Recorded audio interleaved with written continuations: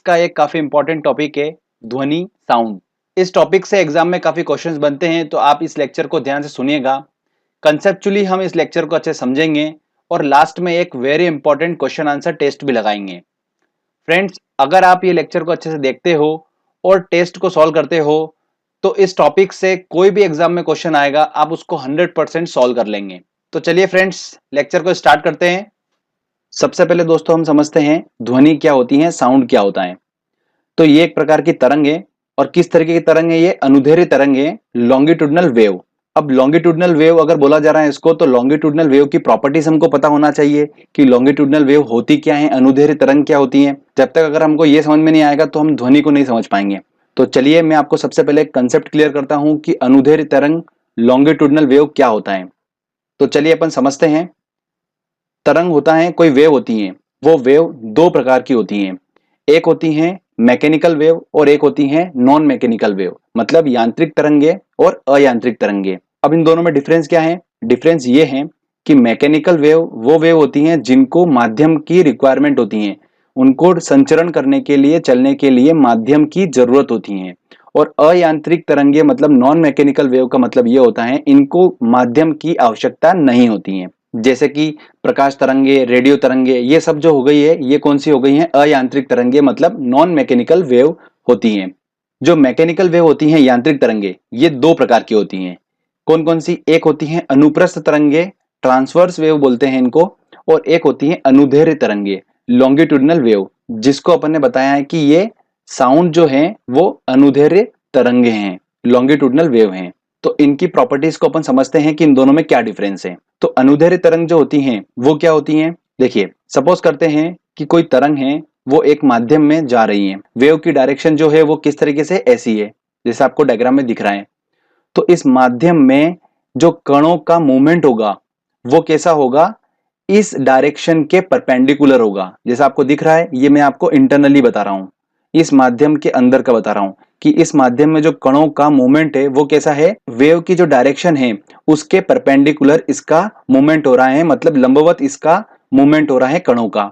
ठीक है, तो ऐसी वेव को हम क्या बोलेंगे? अनुप्रस्थ तरंगे बोलेंगे, ट्रांसवर्स वेव बोलते हैं। अनुदैर्ध्य तरंग क्या होती है? अनुदैर्ध्य तरंगे, देखिए सपोज करते हैं वैसी कंडीशन है, कोई तरंग जो है वो माध्यम में जा रही है, तो उसकी डायरेक्शन क्या होगी? आपको डायग्राम में दिख रहा है, ऐसी डायरेक्शन है।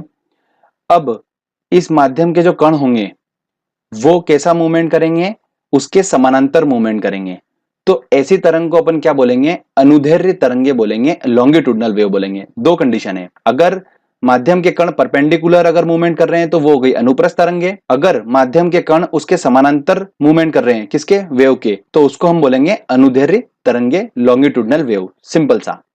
तो ये सिंपल सा लॉजिक है, तो इसको ध्यान रखना है। अब अनुदैर्ध्य तरंग जो होती हैं वो ठोस, द्रव, गैस तीनों में ट्रेवल करती हैं, तीनों माध्यम में उत्पन्न हो सकती हैं, तीनों माध्यम में संचरित हो सकती हैं। और अनुप्रस्थ तरंगे जो होती हैं वो ठोसों में संचरित होती हैं और द्रव की सतह पर संचरित होती हैं। तो ये आपका पॉइंट क्लियर हो चुका है। चलिए अब वापस हम चलते हैं हमारे फर्स्ट पेज पे। तो दोस्तों आपको ये बात तो क्लियर हो चुकी है कि अनुदैर्ध्य तरंगे मैंने बोला है, तो अनुदैर्ध्य तरंगे क्या हैं, उसकी प्रॉपर्टी समझ में आ गई। क्या समझ में आया? कि ध्वनि जो है अगर उसको अनुदैर्ध्य तरंगे में बोल रहा हूं, इसका मतलब है कि ध्वनि ठोस, द्रव, गैस तीनों माध्यम में संचरित हो सकती हैं। दूसरी बात, ध्वनि को मैंने क्या बोला है? अनुदैर्ध्य तरंगे बोला है, और अनुदैर्ध्य तरंग जो होती हैं वो मैकेनिकल वेव के अंदर आती हैं, मतलब इनको माध्यम की जरूरत होती है, संचरित होने के लिए माध्यम की जरूरत होती है। तो ये निर्वात में, वैक्यूम में ट्रेवल नहीं कर सकती हैं। क्लियर? ये दोनों पॉइंट वेरी इंपॉर्टेंट पॉइंट है। अगर ये कंसेप्ट आपके धीरे धीरे क्लियर होते जाएंगे तो ही आप एग्जाम में आंसर सही टिक कर पाएंगे। ठीक है, फिजिक्स ऐसा टॉपिक है, अगर हम सोचेंगे इसको कि याद कर लें या कुछ, तो बिल्कुल भी आप ऐसा मत सोचिए, क्योंकि कुछ टाइम बाद आप भूल जाने वाले हैं। तो अगर जब तक आप अपना कंसेप्ट क्लियर नहीं करेंगे तब तक आप इसका आंसर बिल्कुल सही टिक नहीं कर पाएंगे। तो कंसेप्ट क्लियर हो चुका आपका। चलिए आगे बढ़ते हैं हम। अब बात आती है कि ध्वनि की उत्पत्ति कैसे होती है। तो सिंपल ही है, वस्तुओं में कंपन होता है, उसी से क्या होती है? ध्वनि की उत्पत्ति होती है। आगे एक इंपॉर्टेंट पॉइंट जो मैं आपको बता चुका हूं कि ध्वनि जो है वो माध्यम में गमन करती हैं लेकिन निर्वात में गमन नहीं करती हैं, क्योंकि ये यांत्रिक तरंग के अंदर आती हैं, मैकेनिकल वेव के अंदर आती हैं। अब दोस्तों हम बात करते हैं आवृत्ति, मतलब फ्रीक्वेंसी के आधार पर तरंगों को तीन भागों में बांटा गया है।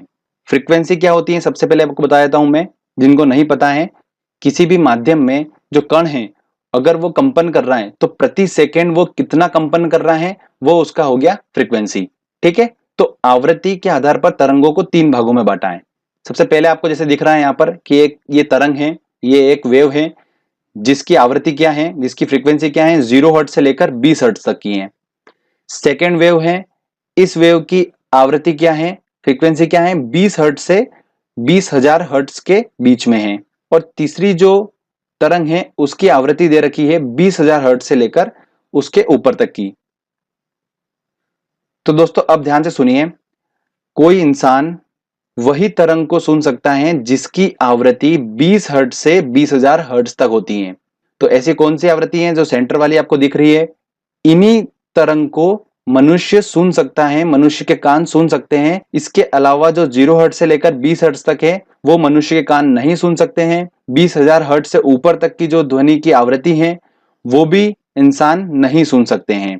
तो ये बात क्लियर हो चुकी है। अब 0 हर्ट्ज से लेकर 20,000 हर्ट्ज तक की जो वेव होती हैं, इन वेव को क्या बोला जाता है, इंफ्रासोनिक वेव बोला जाता है। क्या बोला जाता है, इंफ्रासोनिक वेव, मतलब अश्रव्य तरंग बोला जाता है।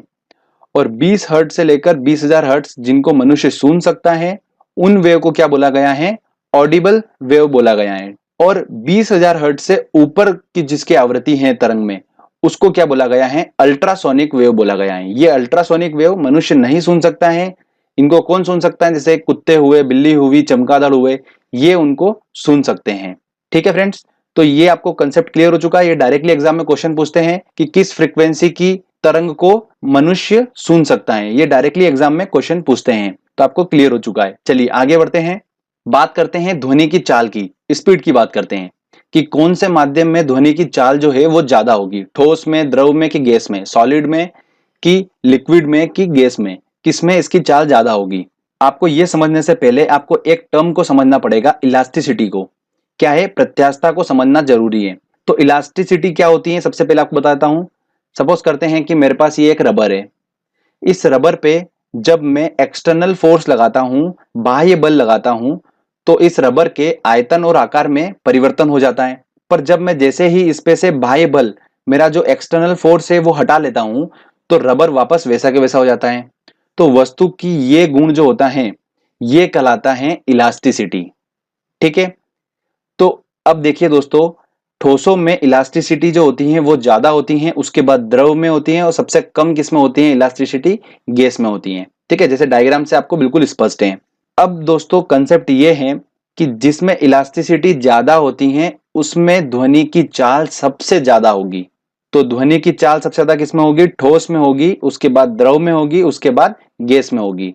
मतलब एग्जाम्पल देके बताता हूं कि अगर मेरे पास 3 माध्यम है, जैसे एक है लोहा, दूसरा है मेरे पास पानी, और तीसरा है मेरे पास वायु, तो ध्वनि की चाल जो होगी वो लोहे में ज्यादा होगी, उसके बाद पानी में होगी, और उसके बाद वायु में होगी। क्लियर आपको।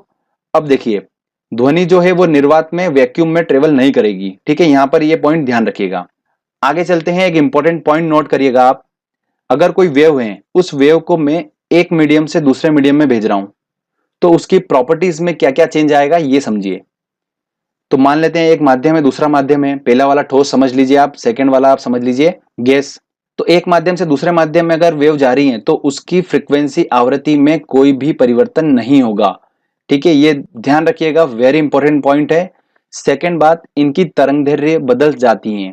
जब एक माध्यम से दूसरे माध्यम में जाएगी, ऑब्वियस सी बात है, किसी माध्यम में ये इनकी चाल तेज होगी तो किसी माध्यम में इनकी चाल स्लो होगी, तो उसके हिसाब से इनकी तरंगदैर्घ्य तो बदलना स्वाभाविक बात है। तो तरंगदैर्घ्य बदल जाती हैं। तो ये 2 प्रॉपर्टी आपको बिल्कुल ध्यान रखना है। आगे हम बात करते हैं अब ध्वनि की चाल पर भौतिक राशियों, दाब और ताप का प्रभाव, प्रेशर और टेम्परेचर का क्या इफेक्ट पड़ता है ध्वनि की चाल पर। तो देखते हैं, चलिए पहला लेते हैं हम प्रेशर को। समान ताप पर गैसों में ध्वनि की अगर चाल की बात करें, तो अगर हम दाब को बढ़ाएंगे तो ध्वनि की चाल पर कोई भी प्रभाव नहीं पड़ेगा, नो चेंज। ध्यान रखिएगा, वेरी इंपॉर्टेंट है। सेकेंड बात लेते हैं अपन ताप की। माध्यम का अगर मैं टेम्परेचर बढ़ाऊंगा तो ध्वनि की चाल भी बढ़ेगी। ठीक है, माध्यम का टेम्परेचर अगर मैं बढ़ा रहा हूं, ताप अगर बढ़ा रहा हूं, तो ध्वनि की चाल भी क्या होगा, बढ़ेगी, साउंड की स्पीड भी बढ़ जाएगी। तो ये दोनों प्रॉपर्टी आपको बहुत अच्छे से याद रखना है, पूछी जाती है एग्जाम में। अब हम बात करते हैं ध्वनि के लक्षण, जो कि क्या है। पहला आता है तीव्रता, मतलब इंटेंसिटी। इंटेंसिटी का मतलब यह है कि ध्वनि का तीव्र सुनाई देना। और ये तीव्रता जो होती है ध्वनि की, ये कैसे मापी जाती है, इसका मात्रक क्या है, इकाई क्या है इसकी, वो है इसका डेसिबल। मतलब इसकी तीव्रता, किसी भी ध्वनि की तीव्रता कैसे मापी जाती है, डेसिबल में नापी जाती हैं। तो ये पॉइंट एग्जाम में पूछा जा रहा है आजकल, तो आप इसको नोट डाउन करिए। सेकेंड हम बात करते हैं पिच की, तारत्व की बात करते हैं। तो तारत्व होता क्या है, ये होता है ध्वनि का मोटा या तीक्ष्ण होना। सबसे पहले हमने बात करी तीव्रता, इंटेंसिटी, मतलब कितनी तीव्र है, तीव्र मतलब फास्ट है कितनी। और सेकेंड हम बात कर रहे हैं पिच की, मतलब कितनी मोटी है और कितनी तीखी है, तीक्ष्ण है बिल्कुल। जैसे कोई लड़की होती है उसकी आवाज कितनी तीखी होती है, और कोई लड़का होता है उसकी आवाज कितनी मोटी होती है, बस वही वाली बात आ रही है, पिच की बात आ रही है। तो ये जो पिच है साउंड का, ये जो डिपेंड करता है किस पे डिपेंड करता है, आवृत्ति पे डिपेंड करता है, उसकी फ्रीक्वेंसी पे डिपेंड करता है। तो तारत्व ध्वनि की आवृत्ति पर निर्भर करता है। आवृत्ति ज्यादा मतलब ध्वनि का तारत्व जो होगा वो ज्यादा होगा। इसका एग्जाम्पल आपको बताता हूं मैं। जैसे कि लड़की और जो छोटे बच्चे होते हैं, उनका तारत्व जो होता है ध्वनि का वो ज्यादा होता है, इसलिए उनकी आवाज जो होती है वो तीखी हमको सुनाई देती है। और जो मेल लोग होते हैं, ठीक है, लड़के लोग होते हैं, उनके ध्वनि का जो तारत्व होता है वो क्या होता है, कम होता है। इस वजह से उनकी आवाज जो होती है वो थोड़ी सी मोटी होती है। ठीक है फ्रेंड्स। अब आगे मैं आपको बताता हूं एक डापलर प्रभाव, डापलर इफेक्ट पूछा जाता है। तो ये क्या होता है, बहुत सिंपल सा है, आपको एक बार बताऊंगा आपको याद हो जाएगा। श्रोता और स्रोत के बीच आपेक्षित गति है तो आवृत्ति बदलती प्रतीत होगी। देखिए सिंपल लैंग्वेज में बताता हूं आपको मैं। अगर कोई सोर्स है, स्रोत मतलब सोर्स ही बोला गया है, कोई सोर्स है और कोई श्रोता है मतलब कोई लिसनर है, ठीक है। इन दोनों के बीच में आपेक्षित गति मतलब कहने का यह है कि अगर इनके बीच की डिस्टेंस जो है वो परिवर्तित हो रही है, चेंज हो रही है, तो उनकी आवृत्ति भी बदलती प्रतीत होगी। बस इतना सा लॉजिक है। अगर ये ट्रेन जो है ये साउंड कर रही है, ठीक है, हॉर्न कर रही है, और ये जैसे जैसे इसके पास आती जा रही है लिसनर के पास में, तो उसकी आवृत्ति परिवर्तित होती जाएगी। बस इतना सा बात उसने डापलर प्रभाव में बताया है। तो ये सिंपल सा पूछा जाता है कि डापलर प्रभाव जो है वो किससे रिलेटेड है, तो ध्वनि से रिलेटेड है। इस तरीके से क्वेश्चन पूछे जाते हैं। अब एक नोट डाउन करिएगा इंपॉर्टेंट पॉइंट, सोनार के बारे में एक पूछा जा रहा है आजकल एग्जाम में। सोनार क्या होता है, सोनार एक तकनीक है जिसमें नौचालन क्या करता है, जल के अंदर और जल की सतह पर वस्तुओं का पता लगाने के लिए ध्वनि संचरण का उपयोग करता है। तो इतना सा सिंपल सा पूछा जा रहा है ये, तो आपको बस एक बार इसको सुनना है अच्छे से, तो आपको बस एग्जाम में अगर ये वर्ड आता है तो आपको क्लिक हो जाएगा। फ्रेंड्स, हमने इस टॉपिक को अच्छे से समझा, कंसेप्चुअली इस टॉपिक को हमने समझा, तभी हम इसके सारे क्वेश्चन सॉल्व कर पाएंगे। देखिए हम जब क्वेश्चन सॉल्व करेंगे, हर छोटा सा छोटा कंसेप्ट सारा यूज होगा क्वेश्चन को सॉल्व करने में। दोस्तों, अगर जिसने इस लेक्चर को बिल्कुल ध्यान से सुना है वो इस टेस्ट के सारे क्वेश्चन सॉल्व कर लेगा। काफी इंटरेस्टिंग टॉपिक है। चलिए टेस्ट लगाते हैं और देखते हैं कितने क्वेश्चन हम सॉल्व कर पा रहे हैं। पहला क्वेश्चन है, मनुष्य को ध्वनि कंपन की अनुभूति किस आवृत्ति सीमा में होती है। तो देखिए 20 से लेकर 20,000 हर्ट्ज तक की ध्वनि की आवृत्ति अगर होगी तो उसे वो सुनाई देगी। तो इसका आंसर होगा डी आंसर। इन्हें क्या बोला जाता है, श्रव्य तरंगे बोला जाता है। अगला क्वेश्चन है, ध्वनि का तात्व पिच जो होता है वो किस पर निर्भर करता है। तो वो निर्भर करता है आवृत्ति पर, फ्रीक्वेंसी पर, मैंने आपको बताया था। ठीक है, आवृत्ति ज्यादा होगी तो मतलब पिच ज्यादा होगा, आवाज उतनी ही तीक्ष्ण होगी, तीखी होगी। अगला क्वेश्चन है, वायु में ध्वनि की चाल 332 मीटर पर सेकंड होती है। यदि दाब बढ़ाकर दुगना कर दिया जाए, देखिए कंडीशन बोल रहा है वो कि अगर मान लेते हैं कि चाल जो है ध्वनि की वो 332 मीटर पर सेकंड है, और अगर हम दाब बढ़ाकर दुगना कर दें तो ध्वनि की चाल होगी, क्या होगी भैया। देखिए मैंने आपको प्रॉपर्टीज बताई थी कि अगर ध्वनि जो है वो वायु में ट्रेवल कर रही है और अगर हम उसका दाब बढ़ा रहे हैं तो ध्वनि की चाल में नो चेंज, कोई भी परिवर्तन नहीं होगा।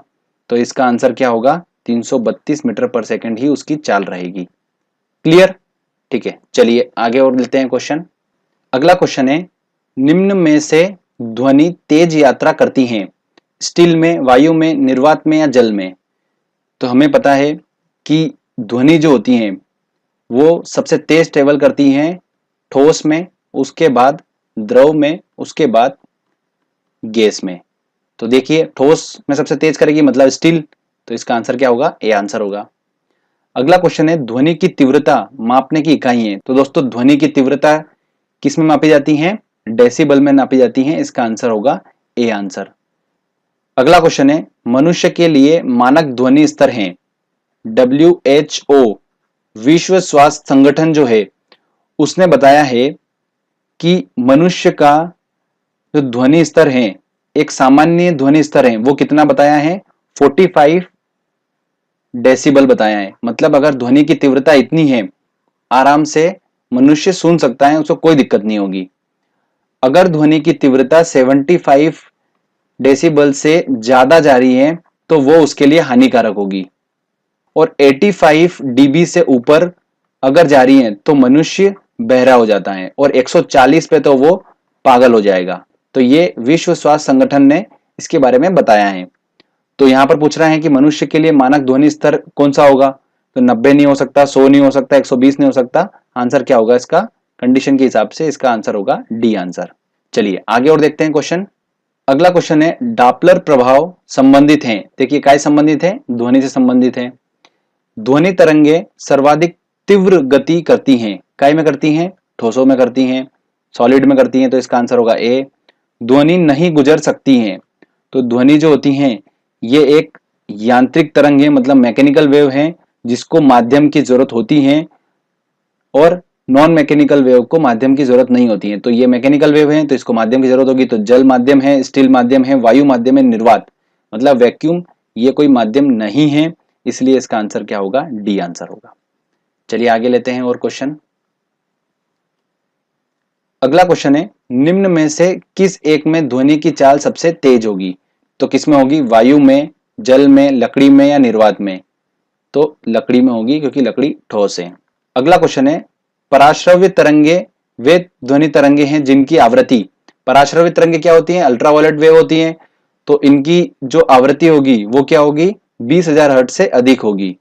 ठीक है, इनको मनुष्य नहीं सुन सकता है, तो 20,000 हर्ट्ज से होगी, तो इसका आंसर होगा सी आंसर। सारे क्वेश्चन हमने अच्छे से सॉल्व कर लिए। यही वो क्वेश्चन है जो एग्जाम में बार बार पूछे जा रहे हैं।